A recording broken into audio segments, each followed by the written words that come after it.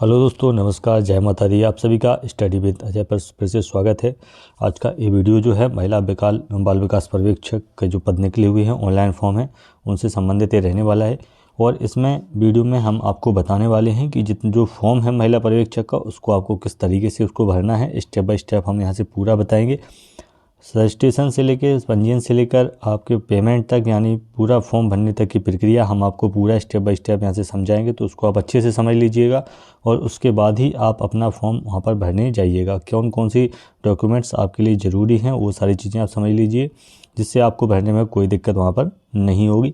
इसके अलावा अगर आप मोबाइल से भी फॉर्म को भरना चाहते हैं तो मोबाइल से भी आप इसको भर सकते हैं। तो पूरी प्रक्रिया आप इसको अच्छे से समझ लीजिए। वीडियो अगर अच्छा लगे तो वीडियो को लाइक ज़रूर करिएगा, चैनल को सब्सक्राइब जरूर करिएगा। तो सबसे पहले जब हम फॉर्म भरने के लिए जाएंगे तो मोबाइल में सबसे पहले कौन सा ब्राउज़र खोलना है, आपने क्रोम ब्राउज़र खोलकर उस पर आपको ESB की जो साइट है उसको ओपन करना है। ESB की साइट ओपन करने के बाद सबसे पहले आपको ऑनलाइन जो फॉर्म है, ऑनलाइन फॉर्म पर यहाँ पर आपको क्या करना है, क्लिक करना है। ऑनलाइन फॉर्म पर जब आप क्लिक करेंगे तो ऑनलाइन फॉर्म पर क्लिक करने के बाद आपके सामने कुछ इस तरीके से इंटरफेस आपके सामने दिखाई देगा। ठीक है, इस तरीके से उपलब्ध सेवाएं वाला एक कॉलम आपके सामने खुल जाएगा।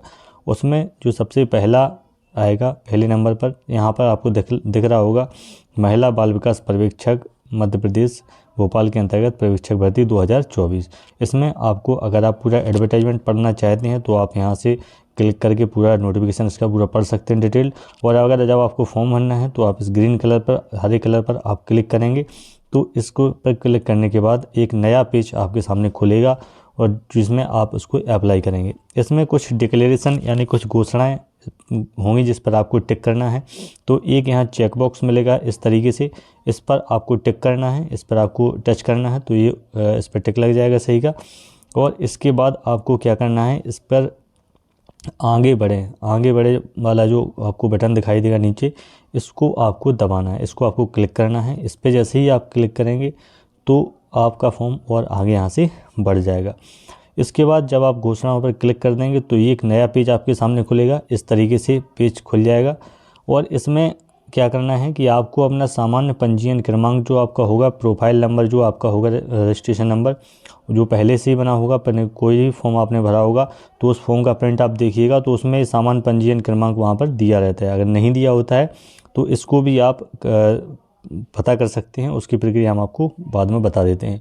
अगर आपको ये मालूम है, पहले कोई भी फॉर्म भरा है तो उसमें लिखा रहता है, एप्लीकेशन के नीचे लिखा होता है सामान्य पंजीयन क्रमांक। तो आपको ये फॉर्म उठा के देखिएगा तो उसमें सबसे ऊपर आवेदन संख्या लिखी रहती है और नीचे दूसरे नंबर पर आपका जो सामान्य पंजीयन क्रमांक है वह लिखा रहता है। तो उसको आपको यहाँ पर भरना है। इसके बाद आपको अपनी जन्मतिथि यहाँ पर डालना है। इसके बाद एक कैप्चा यहाँ पर भरना है और इसको भरने के बाद क्या करना है, यहाँ पर इसको भरने के बाद आगे बढ़ें। ठीक है, आगे बढ़ाएं, इस पर क्लिक यहाँ पर करना है।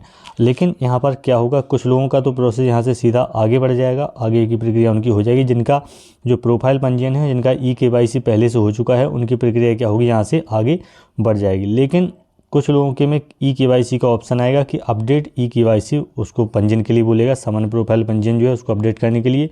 तो आपको इसमें क्या करना है, आपको अपडेट करने के लिए इस पर क्लिक करना है, एडिट प्रोफाइल रजिस्ट्रेशन फॉर्म। यहाँ पर आपको क्या करना है, क्लिक यहाँ पर करना है। ठीक है, तो यहाँ पर आप जैसे ही क्लिक करेंगे तो क्लिक करने के बाद क्या होगा, इस पर जैसे ही क्लिक आप करेंगे तो इस तरीके से आपका प्रोफाइल पंजीयन पूरा खुल जाएगा। जो प्रोफाइल पंजीयन बना हुआ है आपका वो पूरा यहाँ से खुल जाएगा। यहाँ आप देख सकते हैं कि आवेदक का प्रोफाइल पंजीयन ये पूरा खुल जाएगा।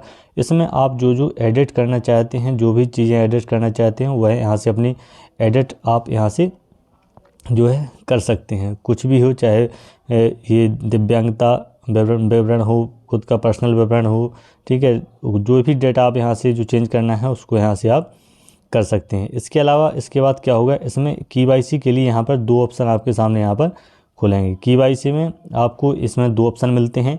एक तो आप EKYC बायोमेट्रिक द्वारा यहाँ पर कर सकते हैं और दूसरा इसके ऊपर ही एक दिया होता है EKYC बाय OTP। ठीक है, तो OTP पर आप क्लिक कर लीजिएगा, क्योंकि ज़्यादातर लोग हैं उनके मोबाइल नंबर जो हैं वह आधार कार्ड से जुड़े हुए हैं। तो क्या होगा, OTP आपका मोबाइल पर ही आ जाएगा और आपका यहाँ से KYC हो जाएगा। तो इसमें आप OTP के थ्रू आप यहाँ से KYC पहले वाले ऑप्शन पर क्लिक करिएगा। जैसे ही आप उस पर क्लिक करेंगे तो आप यहाँ पर देखेंगे कि इसमें क्या होगा कि इसमें आपको नीचे फिर एक और ऑप्शन खुलेगा OTP वाला। जैसे ही करेंगे तो यहाँ आधार क्रमांक का ऑप्शन आपको यहाँ खुल जाएगा। इसमें आपको जो है वो आधार नंबर अपना यहाँ पर डालना है।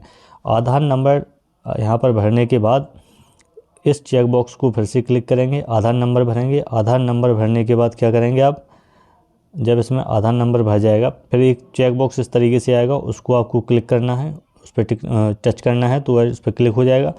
इसके बाद क्या करना है आपको, ये कैप्चा जो है यहाँ पर जोड़ घटाना जो भी दिया रहता है उसको हल करके यहाँ पर लिख देना है और फिर से यहाँ को जनरेट OTP के लिए यहाँ पर क्लिक कर देना है। जनरेट OTP का मतलब है कि अब जो OTP होगा KYC का वो आपकी जो रजिस्टर्ड मोबाइल नंबर है आधार से उस पर वहाँ पर आ जाएगा। ठीक है, तो OTP जब यहाँ से आ जाएगा तो OTP आने के बाद नीचे ही जस्ट इसके एक ऑप्शन खुल जाएगा OTP भरने के लिए। OTP भरने के लिए यहाँ से ऑप्शन खुल जाएगा, तो उसमें आपको OTP जो आपके मोबाइल नंबर पर आया है उस OTP को यहाँ पर भर देना है। आप देख सकते हैं प्राप्त OTP की प्रविष्टि करें, तो जो भी आपका OTP आया है उसको यहाँ पर क्लिक आप कर देंगे, भर देंगे। उसके बाद फिर से एक चेक बॉक्स यहाँ रहेगा, इसको आप टच करेंगे। जैसे ही टच करेंगे तो इस पर सही का निशान यहाँ पर लग कर आ जाएगा और इसके बाद आप यहाँ पर जो है यहाँ पर आगे जाएंगे और यहाँ पर लिखेंगे गेट डिटेल पर। ठीक है, तो दोस्तों KYC करने के बाद फिर क्या करना है, फिर से सामान्य जो पंजीकरण संख्या है वो यहाँ पर डालना है आपको और फिर से आप अपनी जन्मतिथि डालेंगे। इसके बाद यहाँ पर कैप्चा भरेंगे। ठीक है, कैप्चा भरने के बाद जैसे ही कैप्चा भरने के बाद यहाँ पर आप आगे बढ़े पर क्लिक करेंगे, तो आगे बढ़े पर यहाँ क्लिक करने के बाद आप देखेंगे कि आपका जो फॉर्म है महिला पर्यवेक्षक वाला वो इस तरीके से आपका खुल के आ जाएगा। ठीक है, महिला बाल विकास पर्यवेक्षक वाला फॉर्म आप भर रहे हैं वो पूरा खुल के यहाँ से आ जाएगा। उसमें जो डिटेल्स हैं वो सारी डिटेल्स आपकी जो पंजीयन है उस हिसाब से यहाँ पर पूरी डिटेल आपकी यहाँ पर भरी हुई आपको मिल जाएगी। सारी डिटेल आपकी जो है यहाँ से आपकी सारी डिटेल, आवेदन क्रमांक नॉट जनरेट, क्योंकि जब फॉर्म भर जाएगा रजिस्ट्रेशन हो जाएगा उसके बाद यहाँ पर आवेदन क्रमांक आपका मिल जाएगा। आपका नाम, पिता का नाम, माता का नाम, सारी डिटेल्स जो है वो सारी आपकी पंजीयन के हिसाब से यहाँ पर ऑलरेडी फिल्ड होकर यहाँ पर आ जाएगी। अब यहाँ बात करते हैं कि इसमें से कौन कौन सी चीज़ें हैं जो आपको यहाँ पर भरना है और उसमें आपको सावधानी उसमें बरतनी है। तो अगर आप कोई पहले से अनुभव के आधार पर अगर इसमें आप अप्लाई कर रहे हैं तो यहाँ पर आपको यहाँ पर क्लिक करना है। 48 नंबर का ये जो पॉइंट है, इसमें 48 नंबर का ये जो पॉइंट है यहाँ से आपको थोड़ा ध्यान से इसको भरना है। 45 के बाद से आपको बहुत ध्यान से इसको पढ़ते हुए भरना है। ठीक है, तो क्या आप मध्य प्रदेश में महिला बाल विकास विभाग के आंगनबाड़ी कार्यकर्ता के रूप पद पर विगत 5 वर्षों से यानी 5 वर्ष तक आंगनबाड़ी के रूप में काम किया है, तो यहाँ पर आपको हाँ पर क्लिक करना है। अगर नहीं किया है तो इसमें यहाँ पर नहीं पर आप इसको क्या करेंगे, क्लिक इस पर कर देंगे। इसके बाद आपको क्या करना है, इसके बाद देखिए अगर आपने वहाँ पर भरा है तो आपके लिए यहाँ से ऑप्शन खुल जाएगा। अगर वहाँ से आपने ऊपर भर दिया कि हाँ, तो यहाँ से आप P1 पर भी यहाँ से क्लिक कर सकते हैं और यहाँ सीधी भर्ती वाले के लिए ये P2 है तो आप यहाँ पर क्लिक करेंगे सीधी भर्ती वाले। ठीक है, तो जो भी आपका है इसमें से आप उसको सिलेक्ट कर दीजिएगा। इसके अलावा जैसे ही आप क्लिक प्रेफरेंस पर इस पर आप क्लिक करेंगे, इसमें क्लिक प्रेफरेंस पर आप क्लिक करेंगे तो आप देखेंगे कि कुछ इस तरीके से इसका इंटरफेस यहाँ पर खुल जाएगा। देखिए एक चीज़ और है इसमें कि देखिए 48 नंबर पर आपको क्या करना है, यहाँ पर प्रेफरेंस बनना है आपको कि ठीक है आप आंगनबाड़ी कार्यकर्ता से फॉर्म में अप्लाई कर रहे हैं या सीधी भर्ती से। इसके बाद 49 नंबर पर आपको यहाँ पर 49 नंबर जो है यहाँ पर आपको भरना है पंजीयन, जो कि सबसे ज़्यादा ज़रूरी है। यहाँ पर मांगा गया है कि जीवित पंजीयन जो होना बहुत ज़रूरी है। MP का जो रोजगार पंजीयन है वो आपके पास होना चाहिए। अगर आप यहाँ नहीं क्लिक करेंगे तो आप इस फॉर्म में आप यहाँ से अप्लाई नहीं कर पाएंगे। आपके पास एक विंडो ओपन हो जाएगी, वो हम आपको आगे दिखा देते हैं किस तरीके का आपको एक विंडो दिखाई देगा, उसमें साफ साफ लिखा रहेगा कि आप इसमें अप्लाई नहीं कर सकते हैं। ठीक है, तो आपका जो पंजीयन है वो आपको यहाँ पर भरना है, आपको एस पर क्लिक करना है। आप पंजीयन क्रमांक भरना है, पंजीयन डिस्ट्रिक्ट भरना है, किस ज़िले से आपने पंजीयन किया है और पंजीयन की तारीख जो है वो सारी चीज़ें आपको यहाँ पर आपको फिल करनी है। इसके बाद क्या करना है, जो ऊपर का विंडो हमने बताया है कि आप जो क्लिक इस पर प्रेफरेंस वाले पे यहाँ क्लिक करेंगे कि कौन कौन सी पोस्ट के लिए आप यहाँ पर अप्लाई कर रहे हैं, तो यहाँ पर जैसे इस पर क्लिक करेंगे आप तो जो इंटरफेस है अगला वो इस तरीके से आपका खुल जाएगा। ठीक है, इस तरीके से खुल जाएगा। तो इसमें आप देख सकते हैं कि अगर आप पुरुष की तरफ से भर रहे हैं तो पुरुष हेतु देखिए आप खुली भर्ती में पुरुष हेतु क्या है 5 नंबर पोस्ट कोड है जो वो आपका यहाँ से आ जाएगा, पोस्ट कोड 5 है।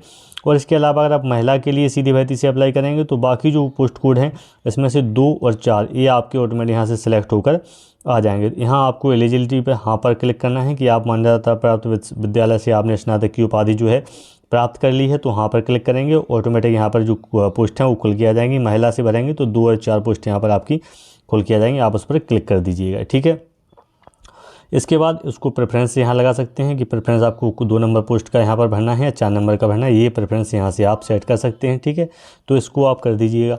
इसको करने के बाद आप आगे बढ़ेंगे। आगे बढ़ने पर देखेंगे आप कि जो हमने बताया था कि उसमें जो पंजीयन था वो अगर आप नहीं बनेंगे तो इस तरीके से उसमें एक विंडो आ जाएगा आपको, उसमें साफ साफ लिखा है you can not apply because you do not have पंजीयन of employment office of state of Madhya Pradesh. तो एमपी का जो पंजीयन है वह होना आपके पास बहुत ज़रूरी है। ठीक है, तो ये डिटेल भरने के बाद आपका क्या होगा, इसके बाद आपको वहाँ पर सेंटर्स वगैरह भरने होंगे या आगे की पूरी जानकारी यहाँ से हो जाएगी। भुगतान नहीं तो ये तो बाद में आएगा। इसके बाद आपको सेंटर्स आपको भरने को मिलेंगे, तो 4 सेंटर आपको वहाँ पर चॉइस फिलिंग करना है। आगे 4 सेंटर का प्रेफरेंस आपको नीचे भरना पड़ेगा। 4 सेंटर कौन कौन से प्रेफरेंस के हिसाब से आप अपना भर दीजिएगा सुविधा के हिसाब से। उसके बाद उसको आप वहाँ से सबमिट कर दीजिएगा। सबमिट करने के बाद आपका कुछ इस तरीके से आवेदन यहाँ पर आ जाएगा। ठीक है, आवेदन आपका इस तरीके से पूरा कंप्लीट हो जाएगा और उस पर लिखा आएगा भुगतान नहीं, यानी आपका रजिस्ट्रेशन कंप्लीट हो चुका है और आपका यहाँ पर भुगतान नहीं हुआ है। तो ये स्थिति, ये पेज पूरा खुल के आपके सामने आ जाएगा। अब इसको आप जब इसके बाद जब पेमेंट की जो प्रोसेस होगी, जो आपकी फ़ीस जमा की जो प्रोसेस होगी, उसके लिए क्या करना होगा कि जब आप इस फॉर्म को सबमिट करने के बाद ये खुलेगा तो इसमें सबसे नीचे 2 ऑप्शन आएंगे। एक तो आएगा प्रिंट का ऑप्शन और फिर आएगा नीचे पेमेंट के लिए ऑप्शन। तो सबसे पहले आपको प्रिंट पर ही क्लिक करना होगा, उसके बाद ही नेक्स्ट जो पेमेंट वाला है उस पर आप क्लिक कर पाएंगे। अगर आप डायरेक्ट इस पर क्लिक करेंगे तो प्रोसेस पेज आगे नहीं बढ़ेगा। आपको प्रिंट वाले पर ही पहले क्लिक करना है और इसका एक जो या तो स्क्रीनशॉट आप ले लीजिएगा, लेकिन प्रिंट वाले पर आपको क्लिक यहाँ से करना है। उसके बाद जब प्रिंट वाले पर आप क्लिक कर लेंगे तो उसके बाद बैक आकर फिर से इसी पेज पर आप आ जाएंगे। तो आप पेमेंट वाले पेज पर यहाँ से क्लिक करेंगे और पेमेंट वाले पर पेज पर जैसे ही आप क्लिक करेंगे तो इस तरीके से आपके सामने एक पेज खुल जाएगा। एमपी ऑनलाइन करेंगे तो नेट बैंकिंग के थ्रू आप कर सकते हैं, एसबीआई इसके थ्रू कर सकते हैं, डेबिट क्रेडिट कार्ड से आप जो है अपना पेमेंट कर सकते हैं और यूपीआई से। अगर आप फ़ोन पे या गूगल पे के थ्रू आप करना चाहते हैं तो आप यहाँ पर यूपीआई पर क्या करेंगे, क्लिक कर देंगे। यूपीआई पे जैसे ही आप क्लिक करेंगे तो अगला ऑप्शन इस तरीके से आपके सामने खुलकर आ जाएगा। ठीक है, इस तरीके से खुलकर आ जाएगा आपके सामने। ठीक है, तो यहाँ पर आपको क्या करना है, यहाँ पर आप सबमिट के बटन पर जाएंगे। सबमिट पर आपको क्या करना है, क्लिक करना है। आपके यहाँ फ़ीस लिख कर आ जाएगी, पूरा रेफरेंस नंबर, एप्लीकेशन नंबर और फ़ीस तीनों लिख कर आ जाएंगी। आपको यहाँ से क्या करना है, सबमिट पर आपको यहाँ से क्लिक करना है। सबमिट पर करने के बाद जो पेज है वो खुल जाएगा और यूपीआई इस तरीके से अगला ऑप्शन आ जाएगा। तो यूपीआई वाले में आप यहाँ पर क्लिक करेंगे तो यूपीआई वाले पर आपको यहाँ से क्लिक करना है और यूपीआई वाले पर क्लिक करने के बाद आपके सामने यूपीआई ऐप सारे खुल के आ जाएंगे। इस तरीके से पूरे ऐप खुल के आ जाएंगे। तो आप गूगल पे या फ़ोन पे से जो है आप अपने फ़ीस यहाँ से जमा कर सकते हैं और जैसे ही फ़ीस जमा करेंगे आपका जो फॉर्म है वह फाइनल सबमिट आपका हो जाएगा। यूपीआई आईडी के थ्रू भी आप उस पर क्लिक जो है कर सकते हैं। ठीक है, तो ये सारी प्रक्रिया यहाँ पर रहेगी और इस तरीके से जो है आप पूरा फॉर्म अपना बड़ी आसानी से भर सकते हैं। मोबाइल से ही आप सारे फॉर्म को यहाँ से भर सकते हैं। उम्मीद है कि आप पूरी प्रक्रिया समझ गए होंगे और पूरी सावधानी के साथ आप इस फॉर्म को भरेंगे। खासतौर से जब आप इसमें कुछ चीज़ें ज़रूरी हैं, जैसे एमपी पंजीयन ज़रूरी है, तो उसको आप पहले ही निकाल के रख लीजिएगा, लिख के रख लीजिएगा। उसके बाद आप आवेदन के लिए जाइएगा। इसके बाद सामान्य पंजीयन जो क्रमांक है उसको आप रख लीजिएगा और सामान्य जो पंजीयन है वो भी आपके पास होना चाहिए। ठीक है, और इसके बाद आपकी EKYC आपको जो है प्रोफाइल की करानी पड़ेगी पंजीयन की, तो उसको आप करा लीजिएगा। ठीक, मोबाइल आपके पास होना चाहिए ताकि जो OTP है वो आप यहाँ से भर दें। तो ये सारी चीज़ें आपको करनी है। बाकी पूरी डिटेल यहाँ से आपकी फ्री हुई रहेगी, तो भरने में ज़्यादा समय नहीं लगेगा। अगर सही से साइट आपकी चलेगी तो 5 से 10 मिनट में आपका पूरा फॉर्म यहाँ से भर जाएगा। आप इसको मोबाइल से ही भर सकते हैं क्योंकि आप कंप्यूटर पर जाएंगे, वहाँ भीड़ भाड़ होगी, काफ़ी समय बैठे रहेंगे, तो आप मोबाइल से अपनी सुविधानुसार भी इसको भर सकते हैं। इसमें कोई बिल्कुल दिक्कत नहीं है और जो भी है सेंटर्स आप अपने हिसाब से भर सकते हैं। 4 सेंटर का प्रेफरेंस इसमें आप भर सकते हैं। तो 4 जो परीक्षा केंद्र हैं उनको आप अपने प्रेफरेंस के अनुसार इसको भर दीजिएगा। उम्मीद है कि आपको समझ में आ गया होगा, पूरी प्रोसेस समझ में आ गई होगी। फिर भी अगर कोई दिक्कत हो, कोई भरने में समस्या हो तो आप कमेंट करके बताइएगा, उसको हम फिर से उस पर आपको आगे बता देंगे कि इसमें इसको कैसे जो है सही से करना है।